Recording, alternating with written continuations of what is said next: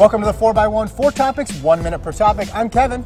And I'm JoJo, and our first topic today is going to be about Edward Cheserek. He recently ran the second fastest indoor mile of all time, 3:49, and he came back the next day and won a 3K at one of the best meets in the whole world. He's not allowed to race at the World Indoors because he's trying to become a U.S. citizen, but if he was, how many medals would he win? JoJo, Wait. Here we go.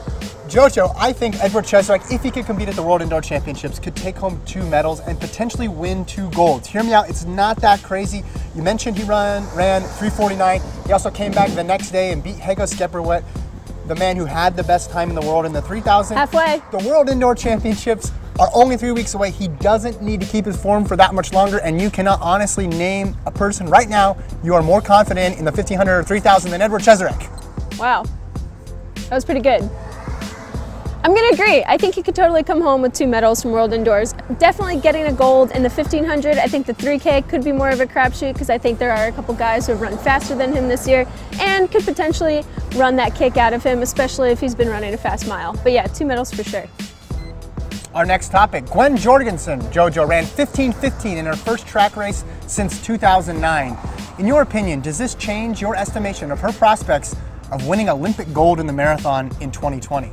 Yes, when she first said that her goal was to win Olympic gold in the marathon, I was kind of a doubter. I was like, okay, yeah, obviously she's a great athlete, but completely different sport, different training. She's 31 and just getting started in this. I was a little bit iffy. But for her to come back 6 months after having a baby, almost 10 years, 9 years since ever running a track race, and to set a nearly 40-second PR in the 5K, which is pretty short, I'm impressed. I'm a believer. I still think that Olympic gold in the marathon is going to be tough, but I think it's more possible than before. Here we go. It doesn't change anything for me because we went into the race knowing that Gwen Jorgensen was a phenomenal athlete. That was confirmed. 15:15, you're right. Incredible time. The other thing we already knew going into the race on Saturday was that the Olympic marathon field for the women is completely stacked. That has not changed between then and now. I still think it's an incredibly lofty, ambitious goal, and it's a complete long shot. But like you said, Gwen Jorgensen's a phenomenal athlete, so I would not necessarily discount her getting into the top 10.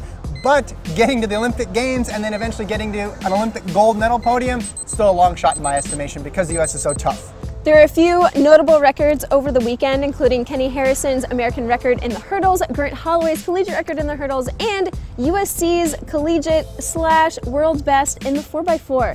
What did you think was the most impressive record? For me, JoJo, the most impressive record was the Kenny Harrison 7:72, equaling Lolo Jones's American record in the hurdles.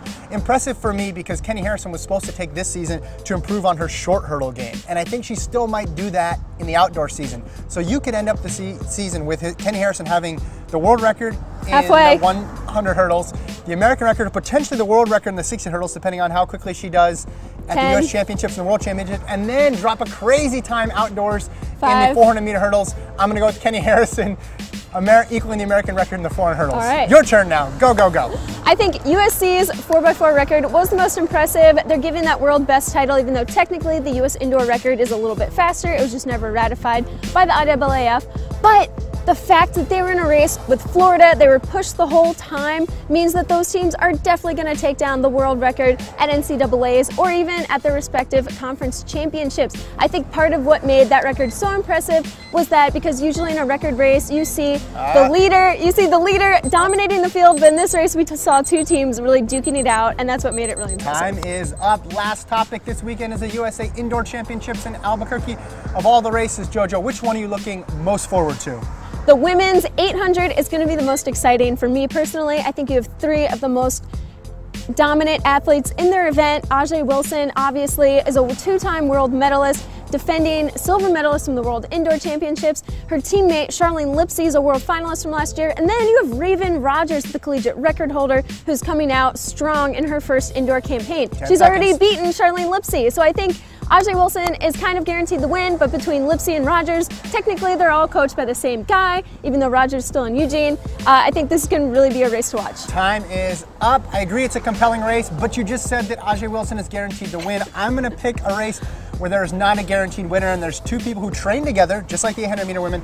I'm talking about the men's 3,000 with Paul Chelimo and Cheserek Kipchirchir. Now, you could say there's no mystery on who's going to get third, and that is probably the case. We do assume it will be Chelimo and Kipchirchir. Halfway. But getting to see those two guys face off will be incredibly thrilling. Kipchirchir's run 2 really solid races this year. Chelimo's only run once. It was a double. He lost to Edward Cheserek in the mile, but everyone's losing to Edward Cheserek in the mile. Men's 3,000 is the pick.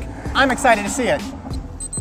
We made it. Thanks for watching this week, and stay tuned to FloTrack for all your track and field needs.